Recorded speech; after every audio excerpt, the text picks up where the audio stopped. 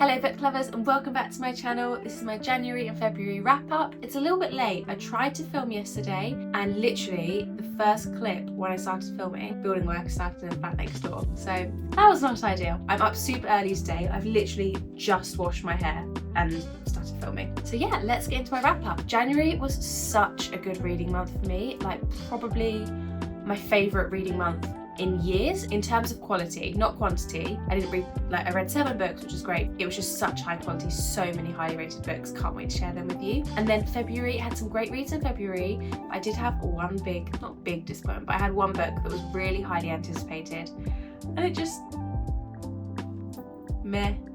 So yeah, let's get into my January and my February wrap up. So the first book I read this year was The Winter Garden by Christian Hannah. This, I went into completely blind. I love The Nightingale, so I was keen to pick up another one of her books.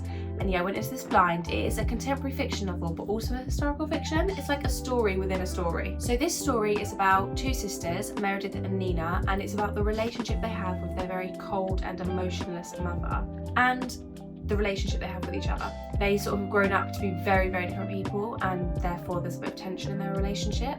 The father of this family, who sort of holds them all together, very early on in the book, he dies. This forces them to confront the issues they have with each other, and then they start learning about their mother's very complex history, which is where the historical element comes in. It's a really amazing story about healing, about family trauma, and how you can work together and work through all these issues. It also has great subplots. Meredith is actually going through marital issues at the time with all of this unfolding. It sort of reflects on how healing her family life helps her marital issues, and sort of is quite reflective. And even though this is a subplot, it's quite interwoven very well, but it still feels enough to be its own issue. It's really well done. Now, obviously it's a Christian Hannah book, so obviously you need a pack of tissues. I cried multiple times at this one and in public.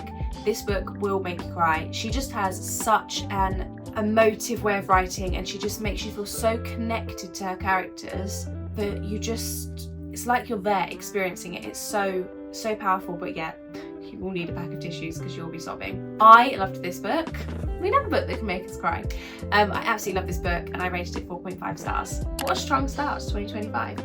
So the next book I read was Lost and Lassoed by Lila Sage. This is the 3rd book in the Rebel Blue Ranch series and is the one we had all been waiting for. This book was about Teddy and Gus, and the tension had been building throughout the first 2 books, and it was so fun to finally see that explored. So this is a cowboy romance and it's got a forced proximity trope. Teddy, the girl, ends up becoming Gus's nanny over the summer.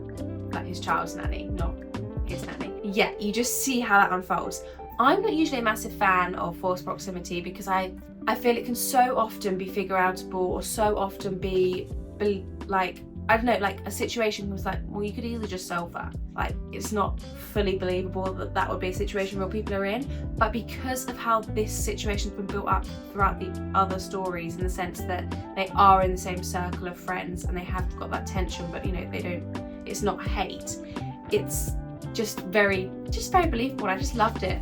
The story's really wholesome and cute. Gus is just such a golden retriever love interest, and Teddy is such a firecracker. I was quite nervous going into this because I was like, please do that story justice, because I've loved these characters from the start. And Lila Sage just did, and I'm so happy.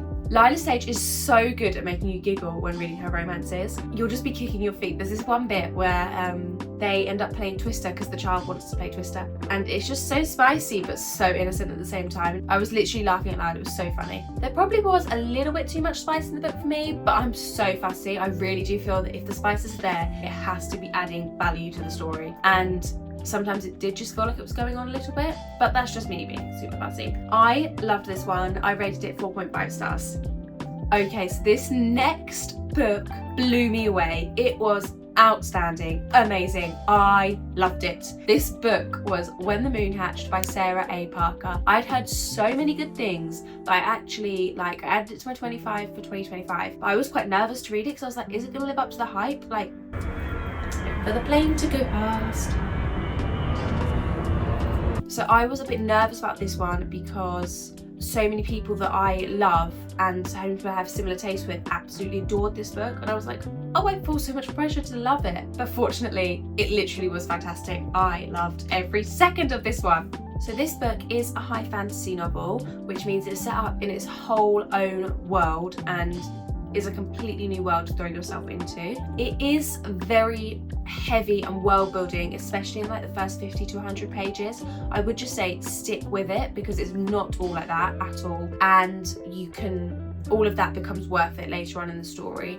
The world building is so clever and so creative, and I felt so immersed when I was reading this book. Like genuinely, I read a lot of this book on the train. I nearly missed my stop several times because I would like suddenly just hear like the station being called out over the thing. I'm like, oh my goodness, I've just been reading my book and I forgot that was on a train. So good. So for an overview of this story, we have our main character Rave, and she is such a strong protagonist, but she's a bit of a Robin Hood. She does bad things and she's a bit of an assassin, a bit of a killer, but she does it for the right reasons. So yeah, she's a bit of a Robin Hood, and this story is about her self-discovery and about her learning more about her world and about who she is, whilst so many other political elements and moral questions are all being thrown in. There is also a romantasy storyline in this book, and it's such a slow burn, so if you love slow burn romances like me, you will love this one. Honestly, I feel like I have undersold this book by trying to keep so much of the story hidden, but like the plot twists and the not knowing where it was going to go was what made this book so great for me. So just read it. It is a thick boy, it's chunky. I think it is like 800 something pages. You have such a great time that it just passes. Some of the key tropes of this book, just to try and convince you to read it, are enemies to lovers, political fantasy, romantasy, fae we have inside. I don't know if you call that a trope, but they're fae characters, and dragons. Fae and dragons are literally my two favourite mythical creatures to read about, so that's probably why I love this book so much. Also, Sarah A. Parker just has such creative writing. She makes up her own mythical creatures, which is so fun, and so yeah, it's just so different, which is great. Also, so many great things to share about this book. This is right at the beginning, so I can share this with you. When dragons die in this story, they curl up and they make moons in the sky, which is sort of, where the title leads from, about moons. But like, yeah, dragons curl up and make moons in the sky, and I just thought it was such a creative and lovely idea. If you haven't guessed by my enthusiasm for this book, it's a 5-star read, my first 5-star read of 2025. Honestly, I do think like this could end up being my book of the year, and it's the third book I've read this year. That is wild. So finishing When the Moon Hatched really put me in a fantasy mood, so I decided to read The Serpent of the Wings and the Night next, and I really enjoyed it. It's about a mortal girl who has a vampire father who happens to be the king of the vampires. This story is just basically about these trials that she has to enter, because they think at the end of the trial she can get a wish, and she basically needs to win these trials to prove herself to everyone around her. So when she's in them, she ends up allying with an enemy, or like one of the kingdom's enemy, her father's kingdom's enemies, and this is just the story all about that, but it's also about like her discovery of herself and about the world around her, which it turns out she knew so little about. It's really interesting, it's a really fun read. The story started off a bit slow, but I think that was just because I'd finished When the Moon Hatched, and that was obviously very fast paced because it was towards the end of the book. The second half of this book was like really good, and the last 25% was just amazing. I like the last 25% really like pulled this up, like 0.5 rating for me. I really liked it. This book ended on a massive cliffhanger. I'm already currently reading the second one because I just need to know what happened. I love it when you finish a book in a series and the next book's already out and you don't have to wait. Just so here for that. I ended up giving this one 4.5 stars, which is such a high rating. Given like this is my this is my fourth book of the year, and I haven't rated anything lower than 4.5. I also I don't rate books that highly. Like this video would like have you think that I'm just such a generous rater, and I just don't feel I am. I think I'm a very fair rater, and I'm like 4 stars is a really good book. 3 stars is like a good book. Like, it's fine. If you get a 3-star rating, I think like that's just like a good book, and it might be a 5-star for someone else. But yeah, all of these books are just hitting the spot for me. I literally was like, I don't know what's going on. This is the best, and I love it. This did put a bit of pressure on for my next book, which was one of my most anticipated reads of 2025, and that was Onyx Storm by Rebecca Yarros, the third book in the Empyrean series, which is the series with Fourth Wing and Iron Flame. So this book has had a big range of responses. People have different opinions on it, but I'm here to say I loved it. It felt really high stakes. I felt really invested in what was happening, and it felt like new things were going on that was making the series feel like it was progressing from the previous books. I also just love the love story in this book, and I love that the love story is not solved, even though we're on the third book, but it's not like still slow burning either. It's hard to say without giving away spoilers, but there are problems, but they have to tackle the problems together rather than it being a problem within the relationship. I do find that when you get into the second or the third series within a book, when you get into the third or second book in a series and there's still just problems within the relationship, it just feels like, what was the point in the first book, like doing it so well? I know what I'm saying, but you might not because you've not read the book yet. If you have, you might have a better idea. Anyway, it's great. I'm here for it. Thank you, Rebecca Yarros. I honestly love this story. I was gripped from start to finish. I was so invested in the world, and it was just so great being back with these characters again. I love them. 5 stars. If you have read this book and you want to read my review, it's on my Instagram, so please check that out, and that one does have spoilers in, so don't read that if you've not read it yet.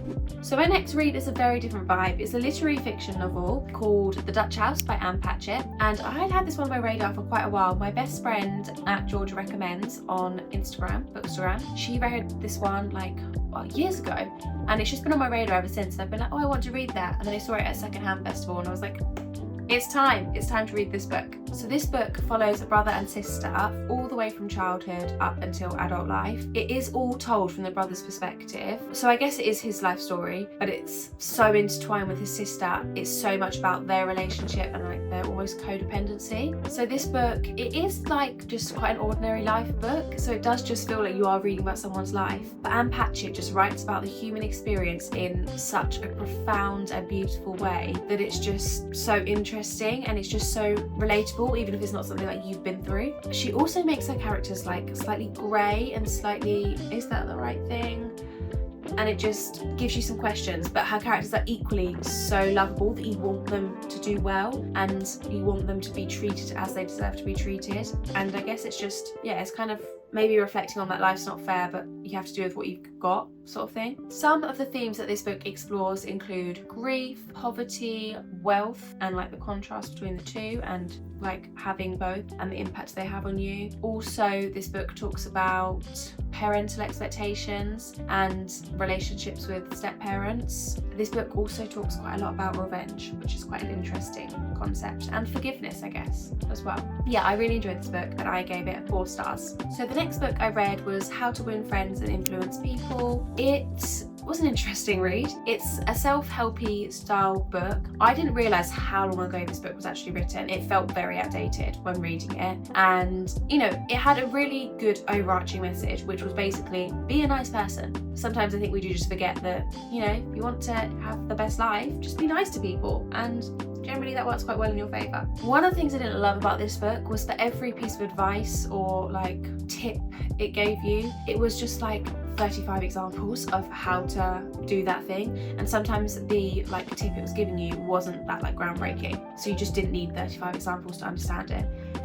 Yeah, I don't know, some people might love the fact it made it so evident of how to embed these different things in your life, whereas I just felt a bit like, come on, next thing now. It felt a bit like dragging on. Also, the last chapter in this book, like the rest of the book was like okay, but this last chapter, it just didn't even feel real what I was reading. Not only is it like, it's all about relationship advice, as in like partner relationships, and not only does it only view relationships as like heterosexual relationships and is very like single-minded about that when writing, it's very specific about performative gender roles, and it's also just quite gross in the way it writes about women. Genuine advice from this last chapter is, don't nag your husband. Don't tell him that secretary's pretty. I was just like, what?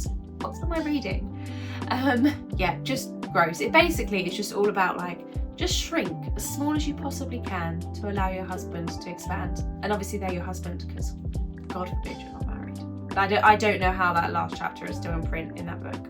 I've decided that this year I'm not going to be sharing my ratings of self-help or like self-development books, because I just feel that there's too much pressure on what to rate it, and I just think that the rating of a self-development book is so dependent on where you are at in your life, what else you have read, in how much it'll bring to you. So yeah, I can just talk a little bit about what I feel about a book, and yeah, I'm not going to share ratings on them. I feel that's best for me. And I know some other booktubers do that as well, so I was like, I think that works better for me as well.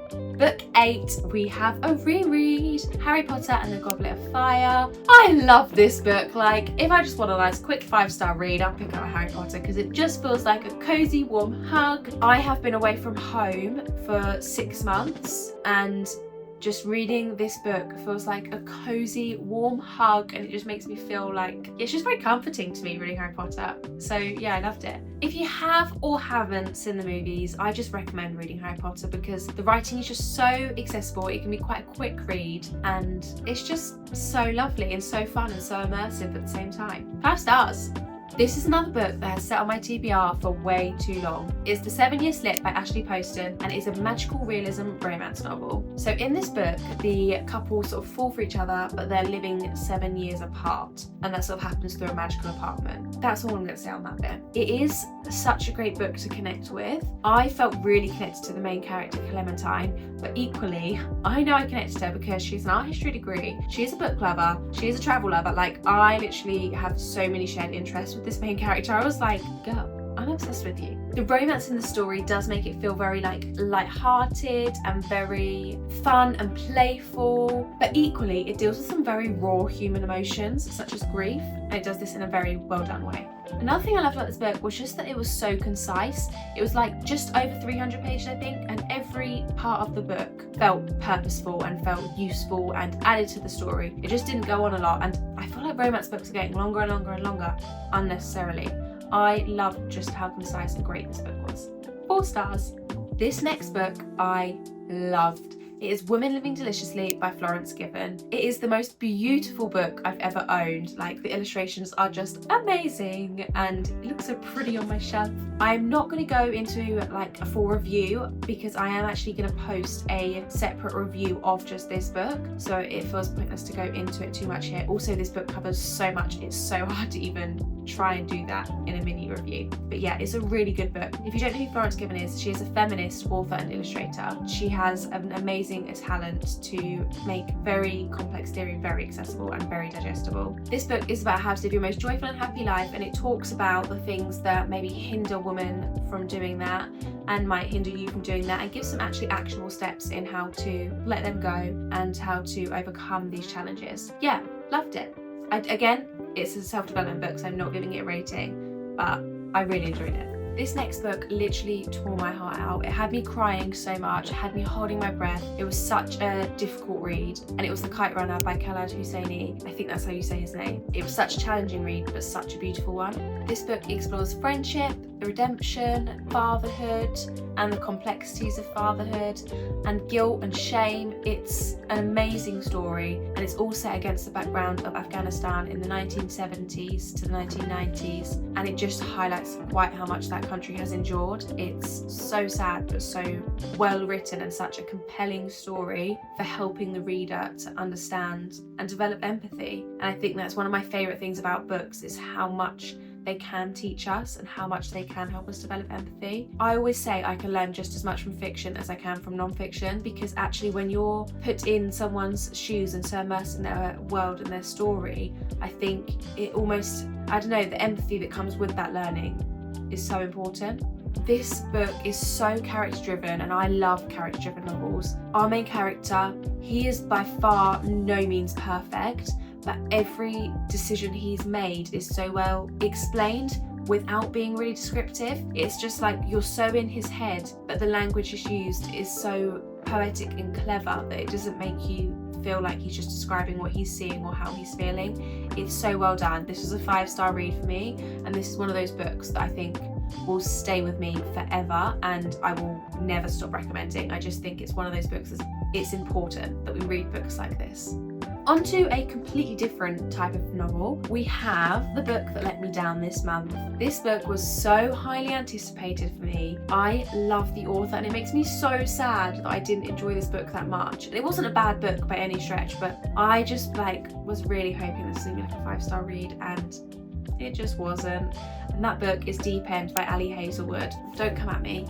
I know some people love it and I'm so happy for you, but it just wasn't for me. This book is a sports romance and I actually loved the athlete development side of it. Like the main character is a diver and I found reading about her experience as a diver and the mental blocks and the physical effects diving has on your body and how she is training for this and how she's overcoming her struggles with this really interesting. And I loved reading, like it was very well researched. You could tell Ali Hazelwood had looked into it and found out stuff. I mean, I didn't fact check any of it because I know nothing about diving, but like it felt very thorough and that made the story feel very compelling and believable. So loved that element. The romance element was what let it down for me. And I found when I was reading about the romance, I was just like, tell me more about the diving. I want to know about the diving. I don't care about the romance. There is a love triangle in this book and I'm not really a fan of love triangles and I just didn't enjoy this one. Obviously this is a romance book, so if you're gonna rate it highly or if you're gonna enjoy it, you need to enjoy the romance part of it, and I didn't connect with it and I didn't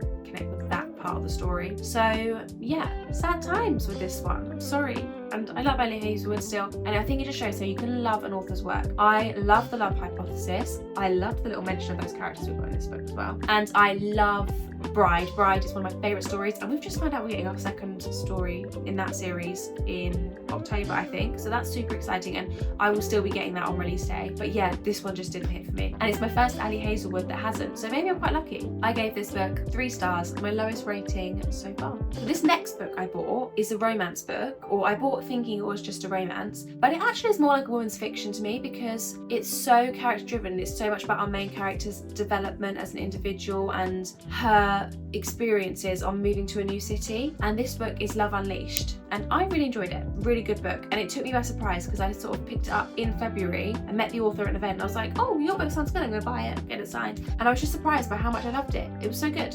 So this book follows Bryn, who is an Aboriginal girl from Australia, and it was so good to see an Aboriginal main character. I've never read a book with an Aboriginal main character, and it's definitely something that is not as represented in literature as it should be. So that was really great, and I think it was really cleverly woven into the story because you get to learn. I felt I was learning about Aboriginal culture at the same time as reading this book, and that's how we, not the only way we should learn, but it's a great way to learn and again develop empathy like I was talking about earlier. This book sees our main character Bryn move to New York for the first time in dreams of becoming a publisher, and it's just so much fun reading about someone who moved to the new city and the magic of that and all the like meeting new people and the going out. But also this book really does address like the I'm in a new city, I know no one, and I haven't got enough money. Like the challenges of being in a new city, ones I'm quite familiar with. So I think I just felt very connected to Bryn in that sense, and also it helps that she is a book lover. I love a book that's got a main character who's a book lover. I just think it makes the character so easy to connect with. Even though it's got quite a light-hearted and funny feel to it, like some of the stuff that was happening literally made me laugh out loud. It also deals with some really challenging topics such as an abusive ex-boyfriend and a really toxic friendship. And I just think, I don't know, romance books are now like bringing in more and more these complex topics, and I think it's so good because we're seeing that life is not just a fairy tale. You know, people have their own baggage, and that is part of falling in love, and that's part of life, and it makes the story feel so much more real. And also I think this book would be really useful to anyone who has been through a toxic friendship or is going through that or is currently with a toxic partner, in actually helping them break free. So I think seeing that represented in literature is so important. Guys, I can't lie, I read this book in one day. I literally just wanted to eat it all up. I felt so invested in our character, and it was just like I didn't want to put it down. I just kept going, and time just kept passing. I rated this one 4.5 stars. I really enjoyed it, and it was such like a spontaneous read for me. So if you get the chance to read this one, definitely do. I highly recommend it. Oh my goodness, guys, that is all 13 books that I've read this month. What an amazing start to the year. Like, I cannot believe how highly I have rated all of those books. It's such a good year. I really am focusing on reading books that have been on my TBR for a long time, and I think that just shows because like so many of these books I've heard great things about and have like maybe put off reading or just haven't read, but because I've read things I've really wanted to read, they've ended up being like so highly rated. I'm so happy. What a great start to the year. If you like this video, please don't forget to like and subscribe to my channel, where more videos will be coming very soon.